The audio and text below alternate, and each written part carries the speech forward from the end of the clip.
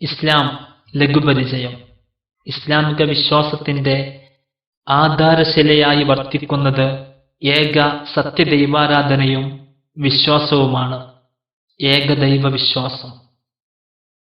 ഏകദൈവ വിശ്വാസം അവകാശപ്പെടുന്ന മതങ്ങൾ ഏറെയുണ്ടെങ്കിലും അവരെല്ലാം ദൈവത്തിൽ പങ്കുചേർക്കുന്നവരാണെന്ന് കാണാം. ചില ഉദാഹരണങ്ങൾ ചുവടെ ചേർക്കുന്നു. ദൈവാരാധനയോ പാപമോചനാർത്ഥനയോ സൃഷ്ടികളിലൂടെ നടത്തുന്നവർ.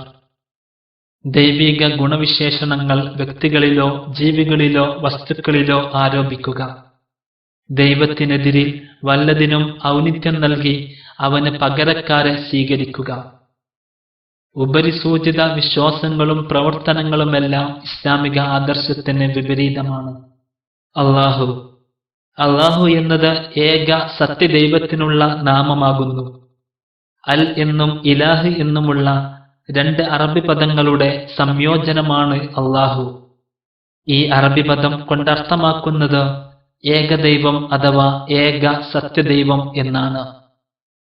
ഒന്നിനെയും അല്ലാഹു എന്ന് വിളിക്കുവാൻ സാധ്യമല്ല. ഈ പദത്തിന് ബഹുവചന ലിംഗരൂപങ്ങളില്ല.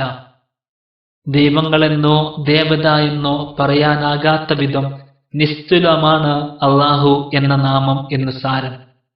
മുസ്ലിങ്ങളുടെ അല്ലാഹുവെ സംബന്ധിച്ചുള്ള വിശ്വാസങ്ങൾ. അല്ലാഹു അവനേകൻ. അല്ലാഹു ഏകനാകുന്നു. അവന് പങ്കാളികളേതുമില്ല. അല്ലാഹുവിന് സമതുല്യരോ സഹകാരികളോ ഇല്ല. ഏതെങ്കിലും മനുഷ്യ സ്വഭാവം ദൈവത്തിൽ ആരോപിക്കുന്നതിനെ ഇസ്ലാം നിഷേധിക്കുന്നു. അവന് സദൃശ്യമായി സൃഷ്ടികളേതുമില്ല. അല്ലാഹുവെ സദൃശ്യപ്പെടുത്താവുന്ന യാതൊന്നും തന്നെയില്ല. അല്ലാഹുവിന്റെ ജ്ഞാനം സകലതിനെയും ഉൾക്കൊള്ളുന്നു എങ്കിലും അല്ലാഹുവിന്റെ യാതൊരംശവും ആരിലും കുടികൊള്ളുന്നില്ല. അല്ലാഹു അവൻ സ്തുത്യർഹൻ. അല്ലാഹുവല്ലാതെ ആരാധനയ്ക്ക് അർഹനായി യാതൊന്നുമില്ല. പുണ്യവാളന്മാർ, പ്രവാചകന്മാർ, മറ്റു മനുഷ്യർ, പ്രകൃതി തുടങ്ങിയവയെയോ ഇവകളിലൂടെയോ ഉള്ള പ്രാർത്ഥന ബിംബാരാധനയായി കണക്കാക്കപ്പെടുന്നു. അല്ലാഹു അവനോട് ചോദിക്കുന്ന, അവനെ വാഴ്ത്തുന്ന ഏവരെയും കേൾക്കുന്നവനാണ്. ഏവർക്കും അല്ലാഹുവുമായി നേരിട്ട് ബന്ധം പുലർത്താവുന്നതാണ്. പുണ്യപുരുഷന്മാർ, മാലാഖമാർ, പുരോഹിതന്മാർ, യേശുക്രിസ്തു, ഗ്രഹങ്ങൾ, ബിംബങ്ങൾ, ദൈവങ്ങൾ, ശവകുടീരങ്ങൾ, പ്രതിമകൾ തുടങ്ങി ഏതെങ്കിലും മധ്യവർത്തി കൂടാതെ മുസ്ലിങ്ങൾ അല്ലാഹുവോട് നേരിട്ട് ബന്ധം പുലർത്തുന്നവരാണ്. അല്ലാഹു അവൻ നീതിമാൻ. ഓരോരുത്തരുടെയും പ്രവൃത്തിയുടെ അടിസ്ഥാനത്തിലാണ് അല്ലാഹു വിധിക്കുന്നത്. ഓരോ വ്യക്തിയുടെയും പ്രവർത്തനങ്ങൾ ചോദ്യം ചെയ്യപ്പെടുന്നതാണ്. ഭക്തി കൊണ്ടും സൽക്കർമ്മം കൊണ്ടും മാത്രമാണ് ഒരാൾക്ക് അല്ലാഹുവിന്റെ ഇഷ്ടം നേടാനാകുന്നത്. അവന്റെ കുലമോ അവന്റെ സമ്പത്തോ അവന്റെ അടുക്കൽ യാതൊരു വിധത്തിലും മാനദണ്ഡമല്ല. അല്ലാഹു അത്യുന്നതൻ.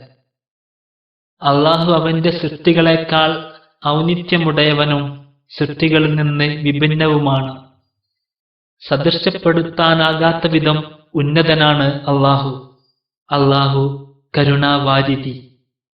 ഒരു മാതാവിന് കുഞ്ഞിനോടുള്ളതിനേക്കാൾ സമാനതകളില്ലാത്ത വിധം തന്റെ സൃഷ്ടികളോട് കരുണയുള്ളവനാണ് അല്ലാഹു. ആരും പാപിയായി പിറക്കുന്നില്ല, ജനിക്കുന്നില്ല.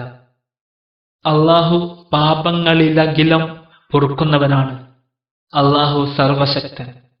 അവന് എതിരാളികളില്ല. സൃഷ്ടിപ്പിന്റെ 7-ാം നാൾ ദൈവം വിശ്രമിച്ചു എന്ന വിശ്വാസത്തിന് ഇസ്ലാമിൽ അടിസ്ഥാനമില്ല. സകലതിന്റെയും നിയന്ത്രണം അല്ലാഹുവിനാണ്. അല്ലാഹുവോടുള്ള അനുസരണക്കേട് അവന്റെ പ്രതാപത്തെ കുറയ്ക്കുകയില്ല. അനുസരണം ദൈവപ്രതാപത്തെ വർദ്ധിപ്പിക്കുകയുമില്ല.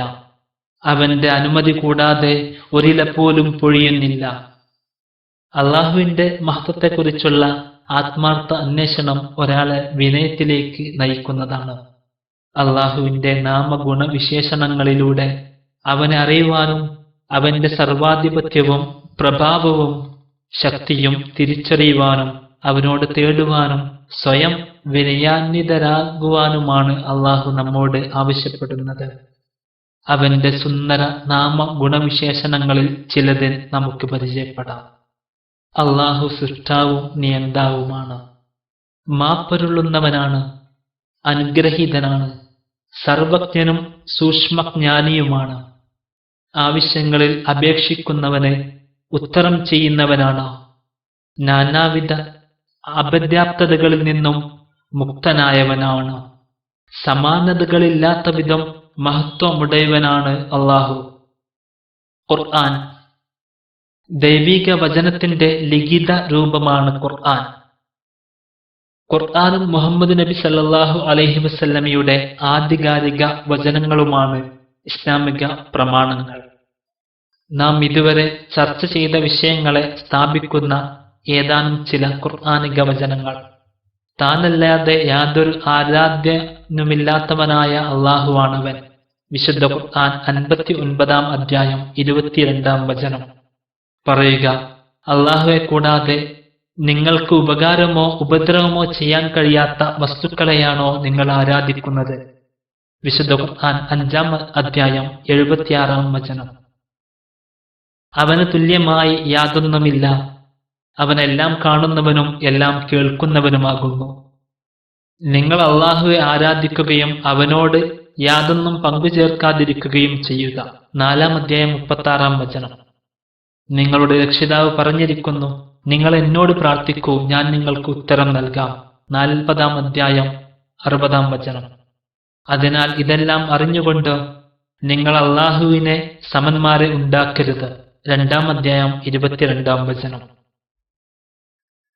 മുഹമ്മദ് നബി സല്ലല്ലാഹു അലൈഹി വസല്ലം അള്ളാഹുവിനെ മാത്രം ആരാധിക്കുവാനും അവന് മാത്രം വഴിപ്പെടാനുമായി ജനങ്ങളെ ക്ഷണിക്കാൻ നിയോഗിതരായ പ്രവാചക ശൃംഖലയിൽ അന്തിമനാണ് മുഹമ്മദ് നബി സല്ലല്ലാഹു അലൈഹി വസല്ലമ എന്ന് മുസ്ലിങ്ങൾ വിശ്വസിക്കുന്നു. ആദം, നോഹ, യൂസുഫ്, യാക്കൂബ്, അബ്രഹാം, ദാവീദ്, യേശു, മോസസ് എന്നീ പ്രവാചകന്മാർ അവരിൽ ചിലരാണ്. മുസ്ലിങ്ങൾ മുഹമ്മദ് നബി സല്ലല്ലാഹു അലൈഹി വസല്ലമയെ ആരാധിക്കുകയോ അദ്ദേഹത്തോട് ദൈവിക സഹായം തേടുകയോ ചെയ്യുന്നില്ല. അദ്ദേഹം താക്കീത് ചെയ്യുകയുണ്ടായി, മറിയമിന്റെ മകൻ ഈസായെ ക്രൈസ്തവർ പുകഴ്ത്തിയതുപോലെ അതിര് കവിഞ്ഞ് എന്നെ നിങ്ങൾ പുകഴ്ത്തരുത്. ഞാൻ ദൈവിക ദാസൻ മാത്രമാണ്. എന്നെ അള്ളാഹുവിന്റെ ദാസനെന്നും അവന്റെ ദൂതനെന്നും വിളിക്കുക. മൂസ അലൈഹിസ്സലാം തോറയുമായും ഈസാ അലൈഹിസ്സലാം ഇഞ്ചീലുമായും നിയോഗിക്കപ്പെട്ടു എന്നാണ് മുസ്ലിങ്ങളുടെ വിശ്വാസം.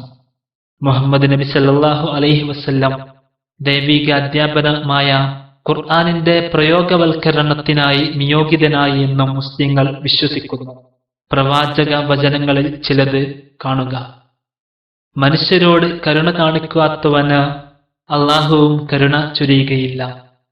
മറ്റുള്ളവരോട് കരുണ കാണിക്കാത്തവന് അള്ളാഹുവും കരുണ ചൊരിയുകയില്ല.